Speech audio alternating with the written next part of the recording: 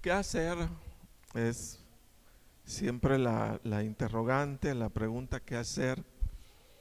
Y en esta oportunidad sería ¿qué hacer si descubro que para mí la vida no tiene sentido? ¿Qué haría usted? ¿O qué hace más bien?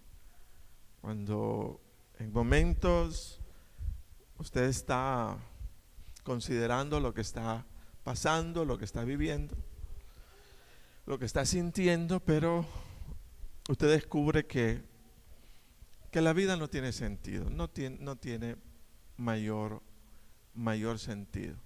¿Cómo resolvemos esa situación?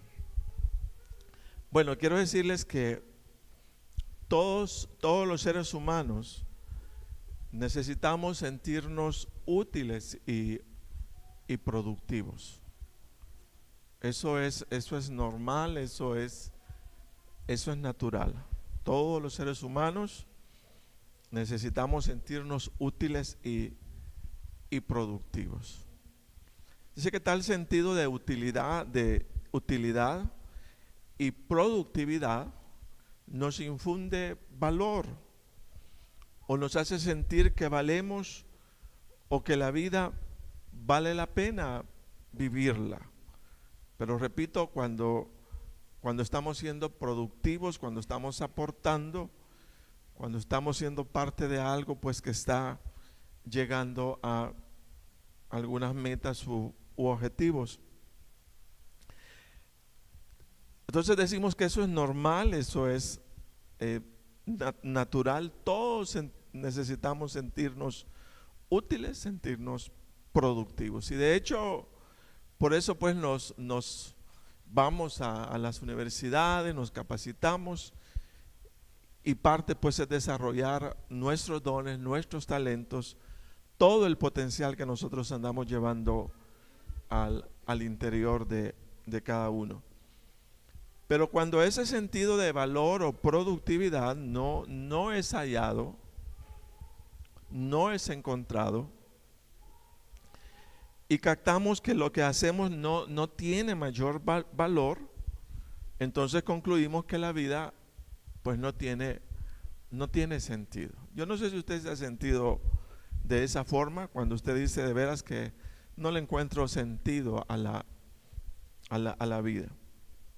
Quiero decirles que también las experiencias de fracaso, de rechazo o menosprecio, las experiencias en donde perdemos algo de valor para nosotros por tocar negativamente nuestra estima personal, nos hace sentir que no valemos nada o que la vida no tiene sentido vivirla. A lo mejor la pérdida de un empleo o otro tipo de experiencias donde no estamos sumando, sino que estamos perdiendo. Entonces, cuando estamos considerando ese tipo de situación y no le hallamos pues nada productivo, viene la interrogante, la inquietud interna a cada uno. Bueno, parece que esto no tiene mayor sentido. Quiero decirle que cuando aparece ese sentimiento, y no solamente ese sentimiento, sino otros sentimientos, diciéndonos que la vida no tiene mayor sentido, lo que necesitamos o debemos hacer es darnos un espacio de tiempo, óigase bien, para razonar lo que estamos sintiendo. Eso nosotros casi nunca lo hacemos. Comúnmente, o sea, sentimos, damos por concluido que las cosas son exactamente como las estamos sintiendo, como las estamos pensando. Entonces decimos, bueno, parece que la vida no tiene mayor sentido. Repito, una de las maneras que tratamos el caso de lo que sentimos, el caso de los sentimientos, repito, es darnos tiempo, óigase bien, para razonar lo que estamos sintiendo. Repito, esto casi nunca lo hacemos, casi siempre vivimos lo que sentimos, eso nos han enseñado, pero pareciera que una manera de salir adelante y sobre todo llevar nuestra vida encauzada en la palabra del Señor, no es solo sintiendo o viviendo lo que sentimos, sino aprendiendo a razonar lo que estamos sintiendo o lo que estamos percibiendo. La pregunta sería,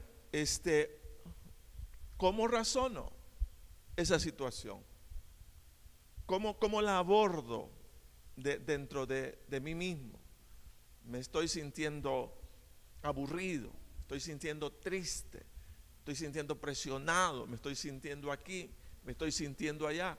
Repito, hay muchas maneras en las que se manifiestan nuestros sentimientos y nosotros necesitamos, fíjese bien, aprender a cómo lidiar con ellos.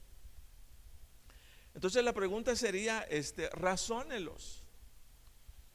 Y luego viene otra pregunta, ¿y cómo lo razono? Entonces lo razono haciéndonos preguntas en torno a lo que estamos sintiendo. Esa es una manera, fíjese bien, de abordar. Pero ¿qué voy a preguntarme? Sería una interrogante. Y las interrogantes que nosotros nos hacemos es, ¿y yo por qué estoy sintiendo eso? Usted se preguntaba, bueno, ¿y yo por qué estoy sintiendo?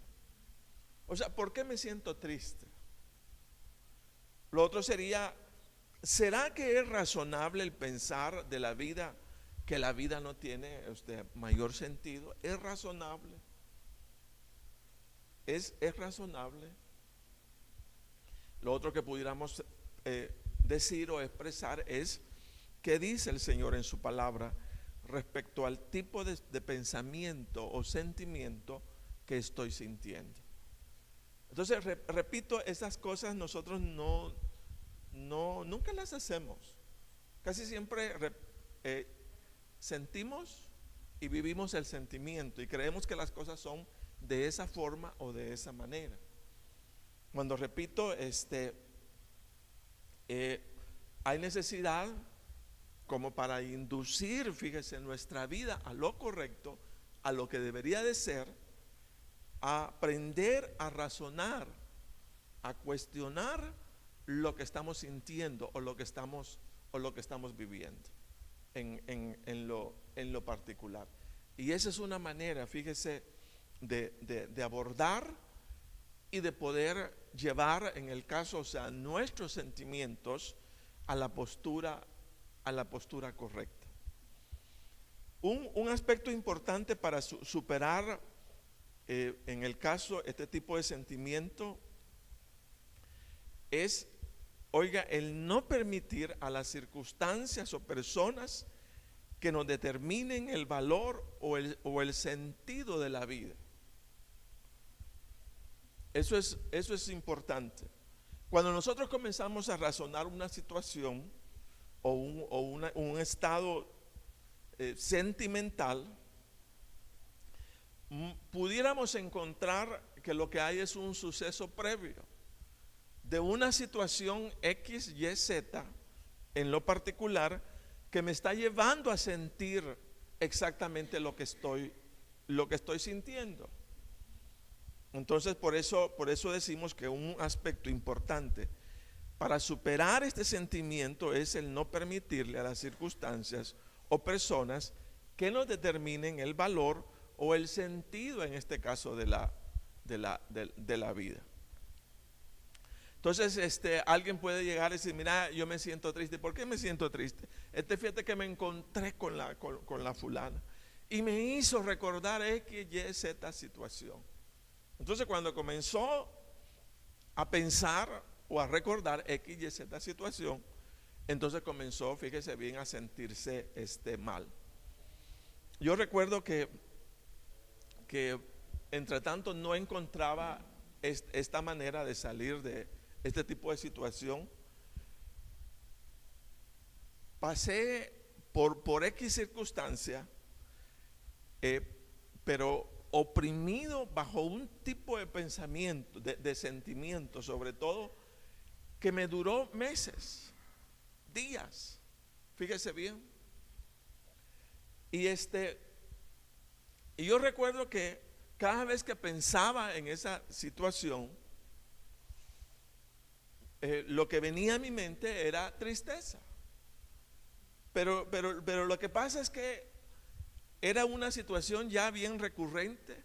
Repito que la traía de meses, de meses, y todos los días, y era de esta forma, todos los días, a X hora, pudiéramos expresar desde 3 a 4 de la tarde, no sé por qué venía siempre el mismo tipo de pensamiento. Y al venir ese tipo de pensamiento, yo estaba exactamente dentro de esa tristeza, sobre todo, y no podía, o sea, salir de ella, pues.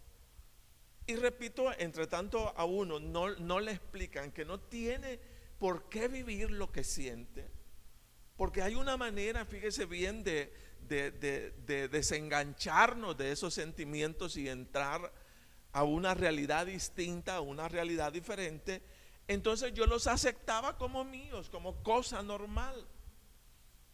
O sea, llegué a aceptar la tristeza como parte de mi vida, o más bien como justificable por el hecho de que estaba pensando o estaba recordando situaciones. Y la verdad es que, insisto, no tiene por qué ser así. Alguien decía lo siguiente: parece que nosotros nos oímos demasiado a nosotros mismos y nos creemos todas las cosas que pensamos. Y cuando eso sucede, entonces pudiéramos estar llegando a grandes fallas, a grandes errores en el manejo de nuestros sentimientos, como para vivir situaciones por las cuales no tenemos que vivir. Por eso me traía a cuenta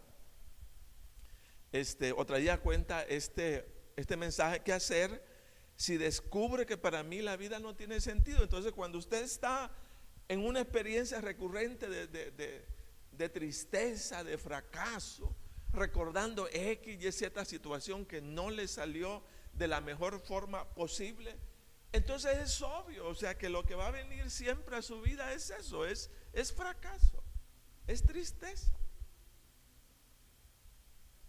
Por eso digo, no necesariamente tenemos que vivir o entrar, fíjese, para vivir lo que estamos sintiendo, sino podemos cambiar todo lo que está viniendo a nuestra mente, sobre todo cuando lo que está viniendo a nuestra mente no es lo que el Señor nos ha mandado en su palabra.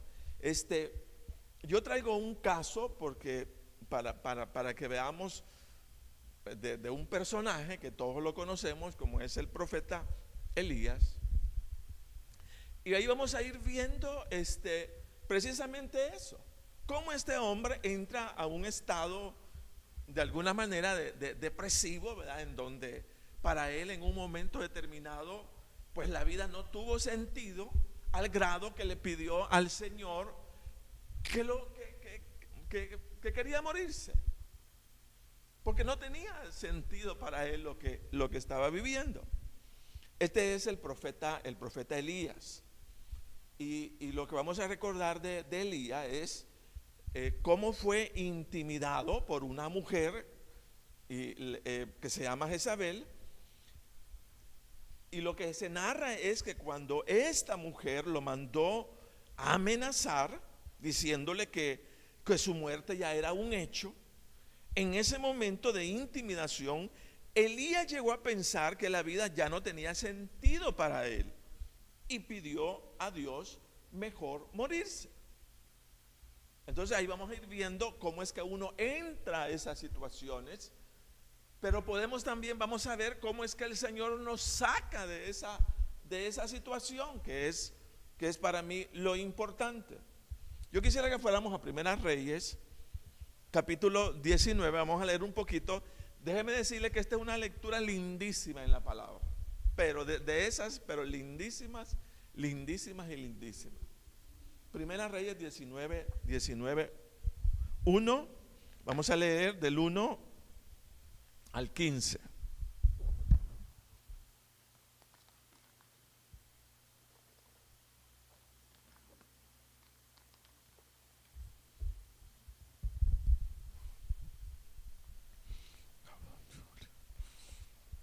Entonces, ¿qué dice la palabra?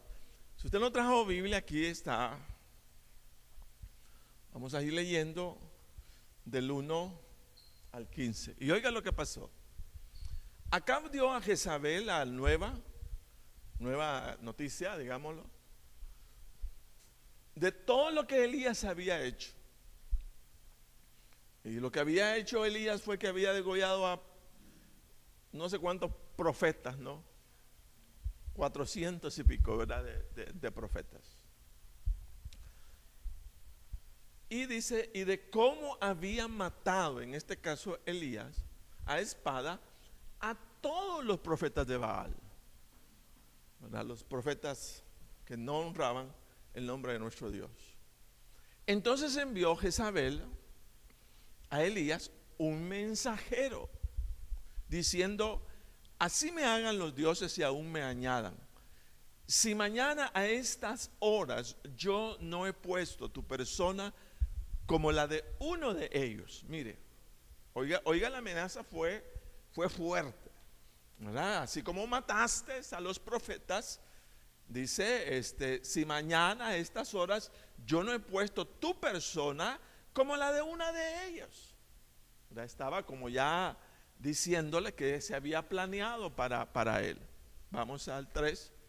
Viendo pues el peligro, se levantó y se fue para salvar su vida. Y vino a Berseba, que está en Judá, y dejó allí a su criado. Y él se fue por el desierto un día de camino, y vino y se sentó debajo de un enebro. Y deseando morirse, dijo: basta ya, oh Jehová, quítame la vida, pues no soy yo mejor que mis padres, ¿verdad? Y echándose debajo del enebro, se quedó dormido. Y aquí, luego un ángel le tocó y le dijo: levántate, come. Entonces él miró, y he aquí a su cabecera una torta cocida sobre las ascuas y una vasija de agua, y comió y bebió y volvió a dormirse. Y volviendo el ángel de Jehová la segunda vez, le tocó diciendo: levántate y come, porque largo camino te resta. Se levantó pues y comió y bebió, y fortalecido con aquella comida, caminó 40 días y 40 noches hasta Horeb, el monte de Dios. Y ahí se metió en una cueva, donde pasó la noche, y vino a él palabra de Jehová, el cual le dijo: ¿qué haces aquí, Elías? Él respondió: he sentido un vivo celo por Jehová, Dios de los ejércitos, porque los hijos de Israel han dejado tu pacto, han derribado tus altares y han matado a espada a tus profetas, y solo yo he quedado, y me buscan para quitarme la vida. Él le dijo: sal fuera y ponte en el monte de Jehová. Y aquí Jehová que pasaba, y un grande y poderoso viento que rompía los montes y quebraba las peñas. A mí me impactó eso, quebraba las peñas. Imaginen la presencia de Dios delante de Jehová. Pero Jehová no estaba en el viento, y tras el viento un terremoto, pero Jehová no estaba en el terremoto. Y tras el terremoto un fuego, pero Jehová no estaba en el fuego, y tras el fuego un silbo apacible y delicado. Y cuando lo oyó Elías, cubrió su rostro con su manto y salió y se puso a la puerta de la cueva. Y aquí vino a él una voz diciendo: ¿qué haces aquí, Elías? Y él respondió: he sentido un vivo celo por Jehová, Dios de los ejércitos, porque los hijos de Israel han dejado tu pacto, han derribado tus altares y han matado a espada a tus profetas, y solo yo he quedado, y me buscan para quitarme la vida. Y le dijo Jehová: ve, vuélvete por tu camino, por el desierto de Damasco, y llegarás y ungirás a Hazael por rey de Siria. Entonces ahí está la descripción, el detalle de un hombre, o sea, que en un momento determinado, pues de su vida, le toca vivir una experiencia no muy agradable.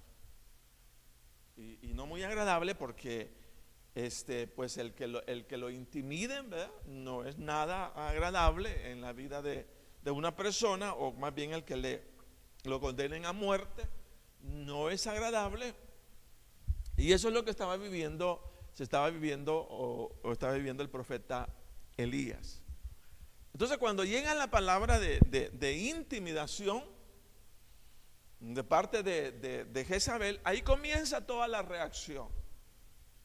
Y el punto es eso, o sea, cuál fue la reacción y cómo, fíjese bien, entró en Elías un espíritu, ¿verdad?, ya no muy fuerte, sino débil, que comenzó, fíjese bien, a llevarlo a esconderse más bien, ¿verdad?, de esa palabra de intimidación. Y ahí comienzan como las reacciones que yo necesito en esta tarde, que nosotros veamos qué pasó en Elías. Vamos al 1. Y dice: Acab dio a Jezabel la nueva, contó a Jezabel todo lo que Elías había hecho y cómo había matado a todos los profetas a filo de espada. 2. Entonces Jezabel envió un mensajero a que le dijera a Elías que los dioses me castiguen sin piedad si mañana a esta hora no te he quitado la vida como tú se la quitaste a ellos. El 3. Elías se asustó y huyó para ponerse a salvo. Cuando llegó a Beerseba de Judá, dejó allí a su criado y caminó todo un día por el desierto. Llegó a donde había un arbusto y se sentó a su sombra con ganas de morirse. Mire, con ganas de morirse. Eso es todo un detalle de cómo se sintió, o más bien cómo fue la fuerza de la experiencia que él vivió. Al punto que él dijo: bueno, yo en estas circunstancias lo que más estoy anhelando es morirme. Pero fíjese bien que algo lo ocasionó. Y en el caso, lo que ocasionó que Elías llegara exactamente a esta situación de depresión y de desánimo, era precisamente que había entrado una palabra de intimidación. Eso era lo que él había pasado, lo que había sucedido antes de que él entrara en este periodo, digámoslo así, de depresión. Por eso decimos que no entramos en los periodos de depresión, digámoslo de esa manera, cuando la vida no tiene sentido, por gusto. Siempre hay una situación que lo está generando. Siempre hay una situación que la está provocando. Y eso es precisamente lo que tenemos nosotros que ver. En el caso, fíjese bien, Elías comenzó a meditar, en lo que Jezabel le había mandado a decir. Pero fíjese bien que si nosotros leemos antes, Elías venía de una experiencia maravillosa, porque él había tenido la oportunidad de derrotar, ¿verdad?, a todos los profetas de Baal. Fíjese, entonces era una experiencia de victoria. Y después de una experiencia de victoria, le vino un momento de intimidación y de depresión. Elías había visto cómo Dios lo había respaldado. Cómo mire, ellos se recuerdan, habían pedido que fuego cayera, ¿verdad?, sobre un altar donde habían echado hasta agua. Y era una cosa lindísima, habían visto el poder de Dios. Pero en este momento pareciera que esa palabra, fíjese bien, que vino sobre la vida de Elías, le hizo olvidar todo el poder que había visto de Dios cuando se enfrentó a Baal y a los profetas de Baal. Se le olvidó. Y repito, comenzó él a reaccionar, no en base al poder de Dios, sino en base, fíjese bien, a lo que Jezabel en este caso le había proclamado. Por eso digo, cuando entramos a momentos de tristeza, a momentos de depresión, lo que tenemos que considerar es qué es lo que hay de fondo, qué es lo que lo ocasionó. Entonces dice, él se fue al desierto un día de camino y vino y se sentó debajo de un enebro. Parece que había desaparecido de Elías aquel espíritu, fíjese bien, que se enfrentó a los profetas. Ya no estaba tan fuerte espiritualmente, sino que comenzó a razonar y a pensar, óigase bien, única y exclusivamente en la voz de intimidación de aquella mujer que le había dicho: mañana a esta hora, tal como hiciste con los profetas, así te va a pasar a ti. Entonces eso fue el detonante, digámoslo así. Y luego viene y comienza a meditar, comienza, fíjese, a buscar un lugar de refugio, va hasta una cueva. Pero lo que está, fíjese bien, meditando y pensando es en la palabra que la mujer le trasladó. No, fíjese bien, en toda a lo mejor la grandeza y las promesas que Dios había hecho a su vida. Ese es el punto de diferencia. Entramos en depresión porque dejamos de escuchar al Dios Todopoderoso en su misericordia y en su gracia, y comenzamos a escuchar lo que las personas en las circunstancias nos comienzan a decir: vos no vas a prosperar, vos no vas a salir adelante, vos no vas a hacer lo que te has propuesto hacer.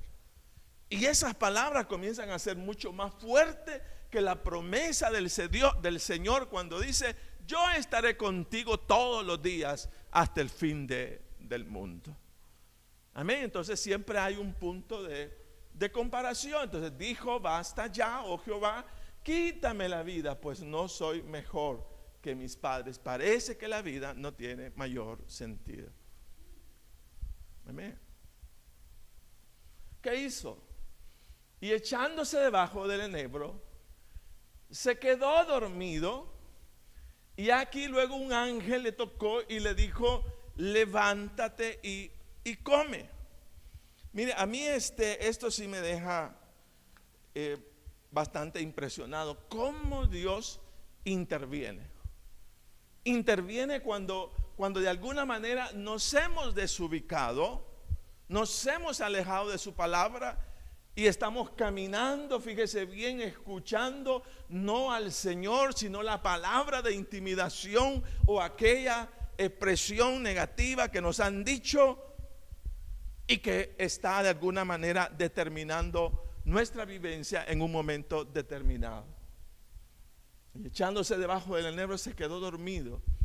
Y aquí luego un ángel le tocó y le dijo: levántate y come.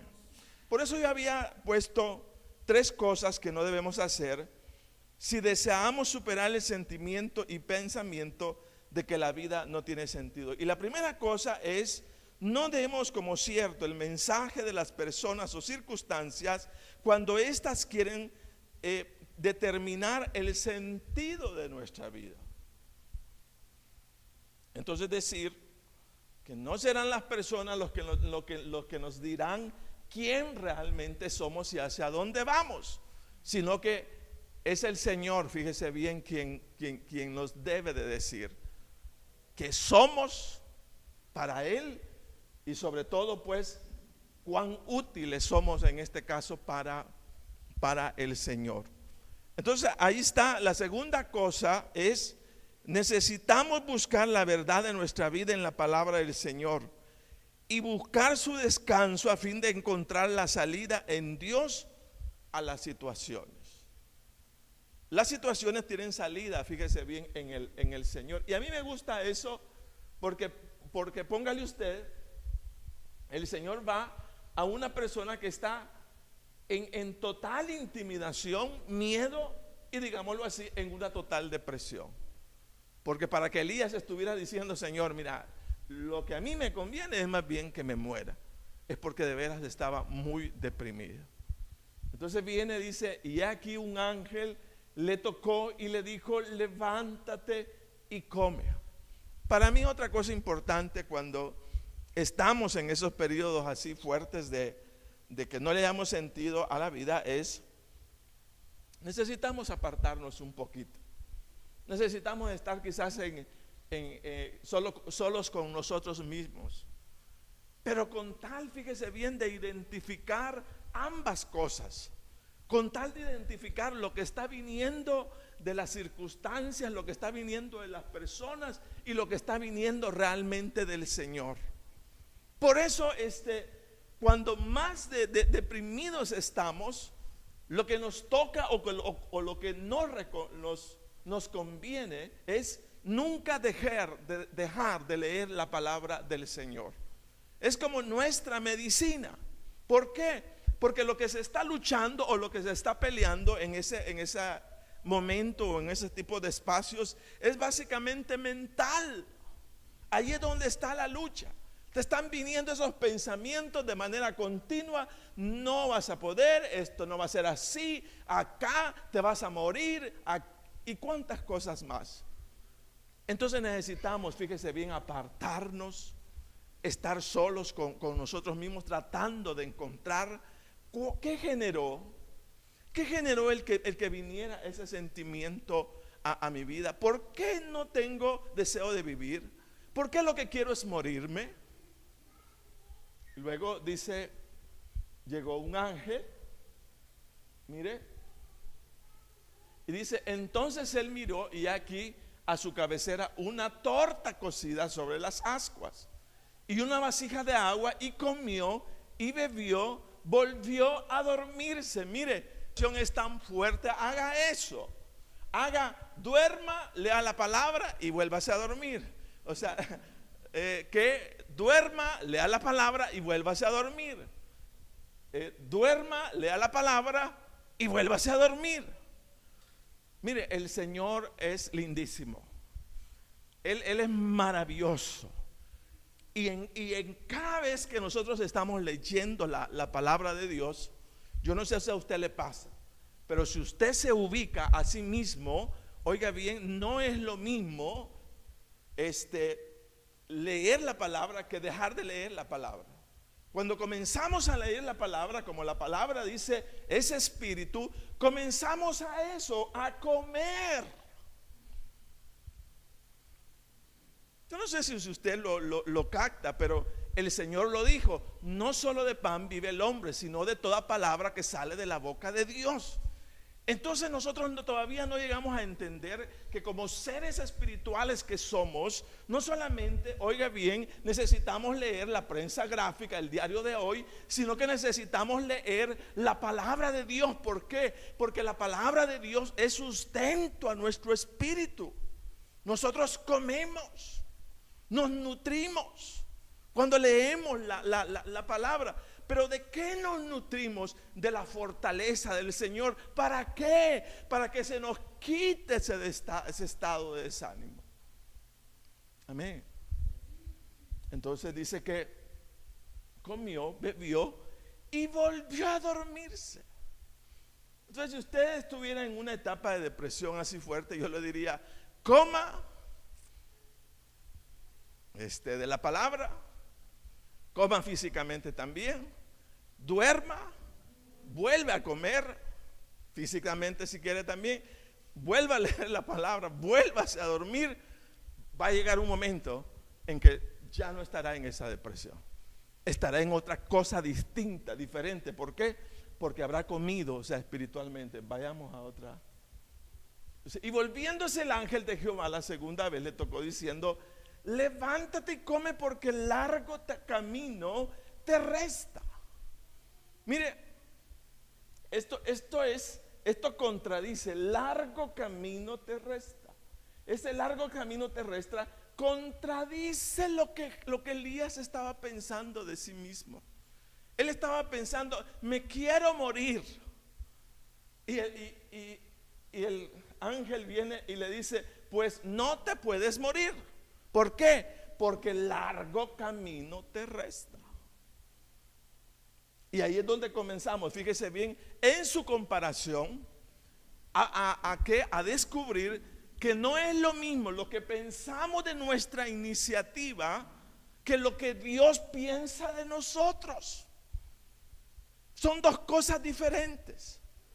Entonces, en su iniciativa, Elías, por causa, fíjese bien, de la palabra que había enviado Jezabel, él quería morirse.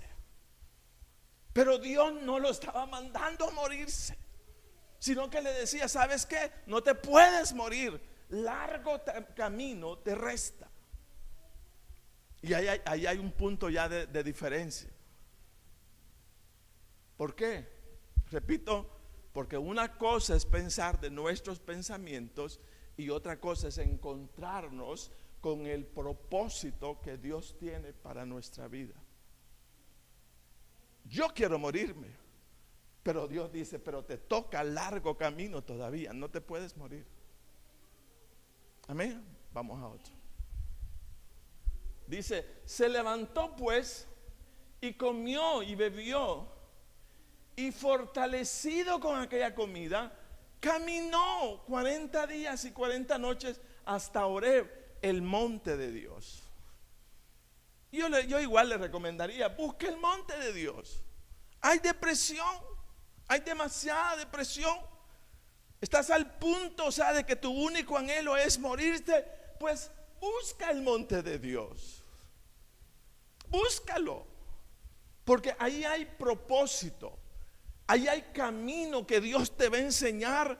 Oye bien, que es diferente a lo que las circunstancias o las personas te han mostrado hasta este momento. Amén. Vamos a otro. Dice, y ahí se metió en una cueva donde pasó la noche. Mire, pasó la noche y vino a él palabra de Jehová. Y eso es lo lindo, hermano. La persona que está deprimida va al médico y a lo mejor le dé una buena pastilla, una buena medicina. Pero nosotros, más que una buena medicina, nosotros lo que estamos necesitando es palabra de Jehová. Porque ella te va a animar. Ella te va a levantar cuando estés en los momentos duros o difíciles de la vida. Dice, palabra de Jehová, el cual le dijo, ¿qué haces aquí, Elías? Él va a comenzar a interrogar. El Señor va a comenzar a preguntar, ¿por qué te sientes así? ¿Por qué te viniste hasta la cueva? ¿Qué te hizo huir de tus responsabilidades para irte a meter a una cueva? Él va a comenzar a cuestionar. El Señor va a comenzar a preguntar, ¿por qué estás allí sin hacer nada cuando hay largo camino por delante? Vamos a otro. Luego dice, él respondió, he sentido un vivo celo por Jehová de los ejércitos, porque los hijos de Israel han dejado tu pacto, han derribado tus altares y han matado a espada a tus profetas, y solo he quedado y me buscan para quitarme. ¿Sabe qué? Él había razonado de acuerdo a las circunstancias, y este es el punto para mí focal. Razonamos las circunstancias, pero a nuestra manera, y ese es el gran error.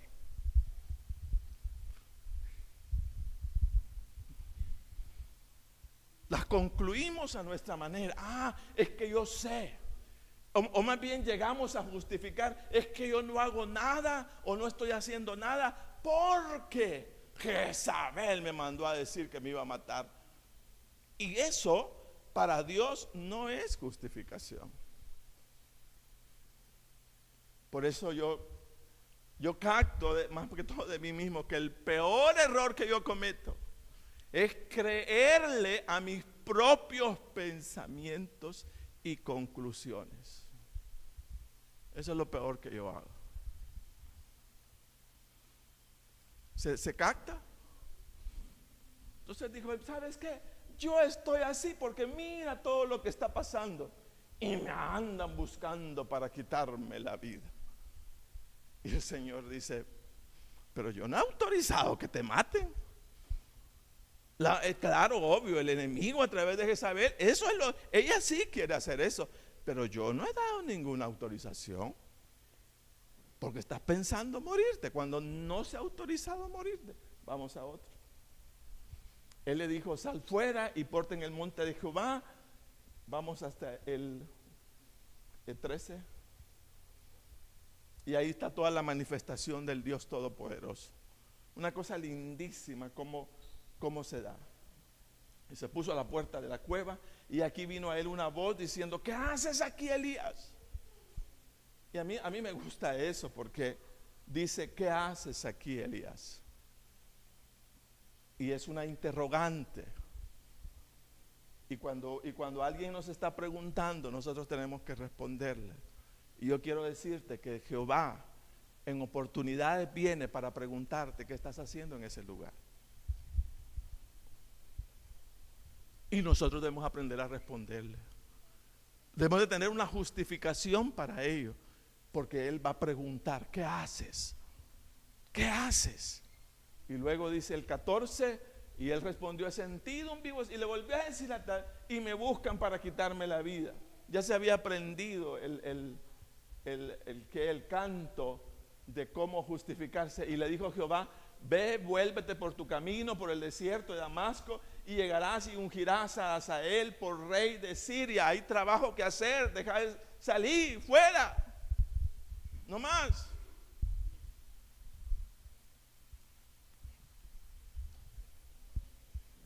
Entonces yo veo ahí eso, que cuando nos empecinamos en nuestros razonamientos personales, nos desubicamos del plan de Dios y comenzamos a pensar que la gente tiene razón, que las circunstancias tienen razón, y Dios dice, no te va a guiar la gente, no te va a guiar las circunstancias, yo te voy a dar mi palabra y yo te voy a decir qué es lo que tienes que hacer.